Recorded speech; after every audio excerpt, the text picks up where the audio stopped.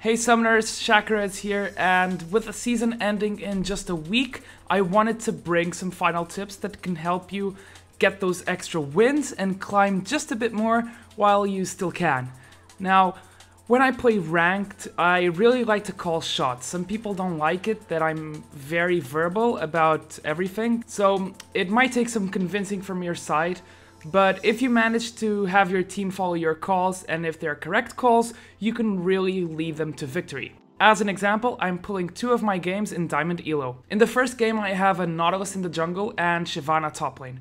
Now the first thing I do when I leave base is immediately head to their red. In higher elo, both junglers usually start at their bottom side buffs because the AD carry and support can help with a faster clear, and the top laner's role is usually to cover the other buff.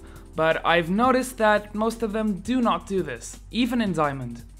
So I tell Shyvana in chat to go to the enemy red buff with me. We can 2-man it, and with good aggro exchanging, we can get the buff, the XP, and still be quite healthy. So I let Shyvana have the buff as she doesn't have any reliable CC in her kit, so the experience is just enough for us not to fall behind, and the enemy Amumu will be quite behind. So Amumu can't do much, and this means Nautilus has free reign in ganks. Shyvana's doing quite well, and I'm versus a champion that pushes a lot, which is Malzahar. So I tell Nautilus in chat that we can punish him and proceed to get first blood. So instead of going top, he focuses a bit more on mid lane. Later in the game we punish Malzahar again for overextending without wards, and we're close to the 7-minute mark, meaning their blue is going to spawn. We know that we're stronger, so I ping Nautilus to invade.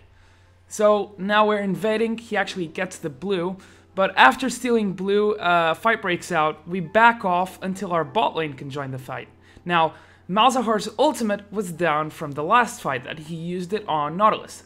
So I use mine to make sure Nautilus survives, and Vayne ends up doing pretty well. We end up winning the trade, and she gets a double kill. And not to mention we run off with a blue buff. So we now have a 4k gold lead, and most of it is on our carries, which is Vayne and myself.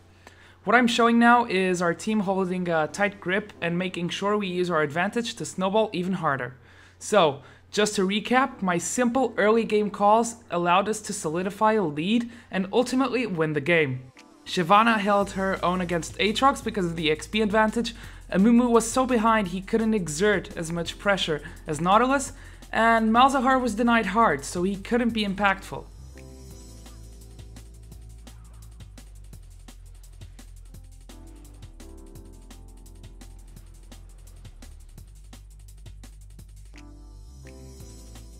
Now let's take a look at the second game. In this case, Pantheon was AFK, and I couldn't possibly do red by myself. I call Lee Sin to the enemy red buff and tell Sona to ward our red.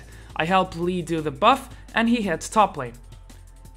Now, as he heads top lane, he has the advantage over Renekton, and as you can see, he just got first blood.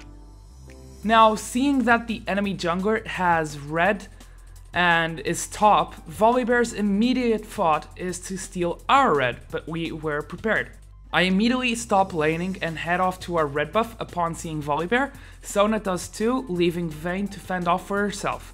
We catch out Volibear doing our red, and despite my flash and ignite, he escapes with a sliver of health. Lee Sin is out for blood though, and with a solid play he secures a kill.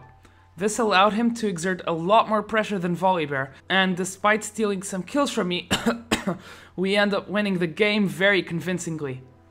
So overall, I hope I gave you some good tips to establish a lead in solo queue. If you liked the video, be sure to leave a like, and if you'd like to see more from me, click the subscribe button. That's all for today, I'll see you guys in the Rift. Shakarez signing out.